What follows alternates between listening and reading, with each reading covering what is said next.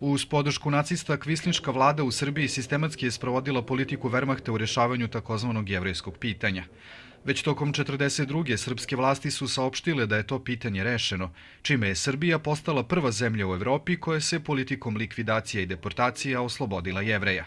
Dani zločina sabrani u jednom mesecu prikazani su na izložbi koja govori o stradanju civila, Jevreja, Srba i Roma, na brojnim statištima širom Srbije. U tom mesecu se formira i ideološki pečat i kulturni potpis, da tako kažemo, vlade Milana Nedića pod Nemcima i dolazi do izražaja pravi karakter i njegove i okupacione uprave. U samom Beogradu formirano nekoliko logora u kojima je život izgubilo na hiljade zatočenih.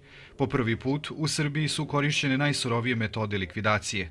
U gasnom kamionu, dopremljenom iz Berlina, ubijeno je na stotine žena, dece i starih. Sajmište je bilo možda na neki način konačan eksperiment. Oni su zapravo vidjeli kako to funkcioniše i sljedeći korak je bio uspostavljanje logora smrti. Istovremeno, zadatak lokalnih vlasti bio je da kroz propagandu, zvanične programe i manifestacije stvaraju privid normalnog života u okupiranoj zemlji.